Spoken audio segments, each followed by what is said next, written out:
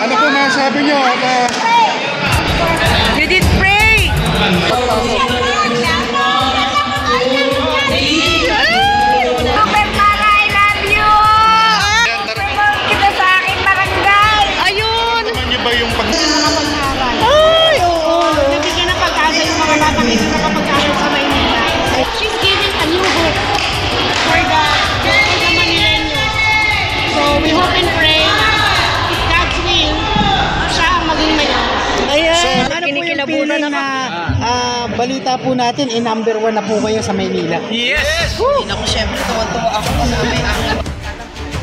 Ayan na po yung mga bigas, no?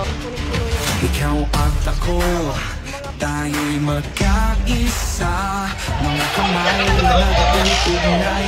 Ayan na si Mama.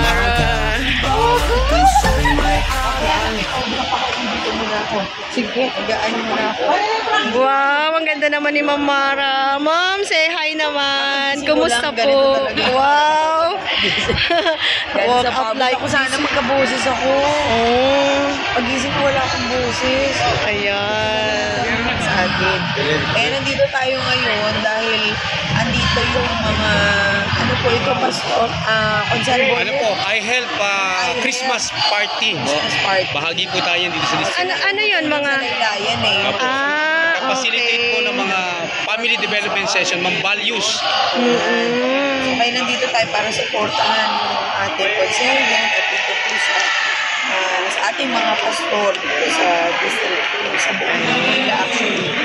Kaya nandito po tayo, ayan, nag-ready, nagtutulong mga ito. Wala ko na pa umaga. So, tingnan po natin dahil ang pamilya ay mahalagang sangkap din na magkaroon ng magandang gobyerno. So, malaking bagay na magkakasama tayo ngayon at maramdaman din nila na nandito tayo para sa kanila. So, ayan, kasama ko yung mga konsulta ko. Ayan, tara guys. Wala kasi dito. Oo. Ruby yan. Oo, mga konsehal yan. Oo. Yan po yung ating pong yan po yung ating pong mayora. Kasama po natin ngayon. Dito po sa District 4, pagtitipon po ng pantawid-tawid program ng DSWD. So, ito ang mga naghihintay guys na mga helper sa laylayan, no? Yan, no? Helper sa laylayan. Yan, ayan sila. Kanina pa sila. Ayan.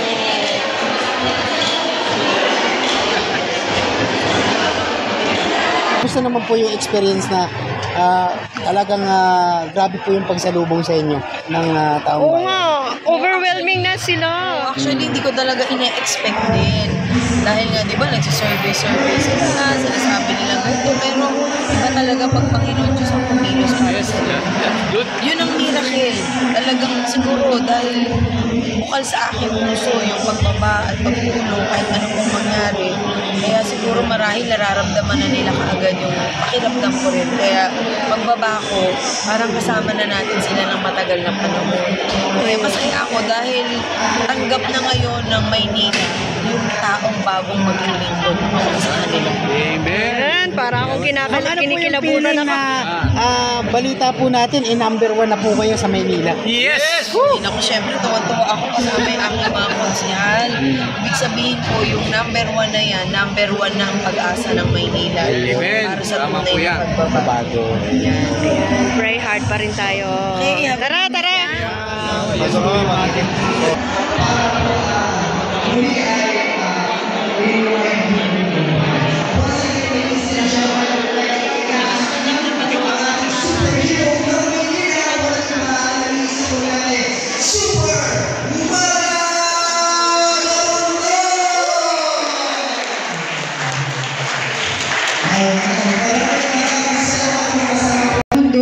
Kasama ang aking Vice Mayor, Ms. Remy Oyales, ang aking konsehal mula sa Distrito 4 na si Konsehal Boy Marino, Konsehal Edwin Cayetano, mula sa District 1, Konsehal Silvia Manansala, mula sa District 6, Konsehal Edwin Salve, at syempre mula sa Distrito 5, Konsehal Ed Magno, Konsehal Harry Huecas at Konsehal Strauss Tugnaw.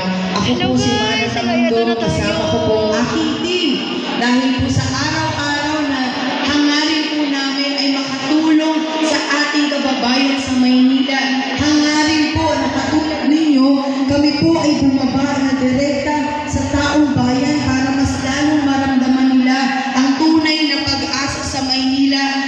nandito na po para sa kanilang lahat. Kami po ay nandito para lamang ibahagi sa inyo ang aming mga programa na hangarin po namin para sa Maynila. Una na po dito ang programa na direktang agaran po namin ibababa ang livelihood program o pangkabuhayan sa bawat barangay sa Maynila, sapagkat ito na ang pagkakataon na ang bawat Manileño ay magkaroon ng pagkakakitaan at masiguro na sila po ay kakain sa araw-araw.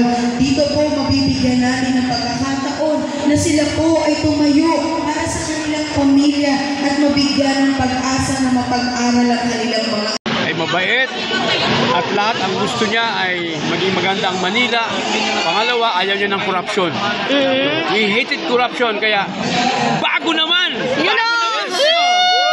Ayan po si Konsehal Edwin Salve. Ayan, konsehal po ni Super Mara. Alright, thank you.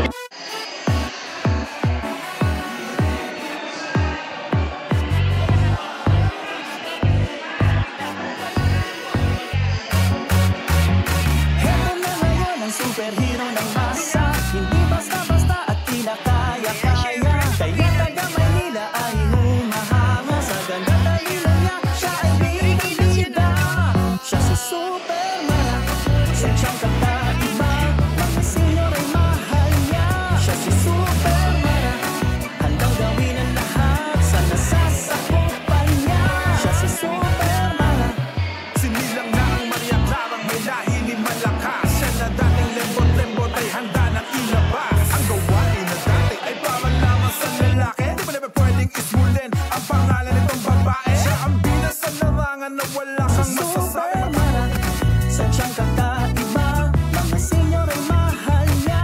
Siya si Super Mara, handang gawin ang lahat sa nasasakupan niya. Siya si Super Mara, di na kaya-kaya, kaya taga Maynila ay humahanga sa ganda talino niya. Siya ay bidang-bida. Siya si Super Mara, sa siyang kakaiba, mga senyor ay mahal niya. Siya si Super Mara, handang gawin ang lahat sa nasasakupan niya.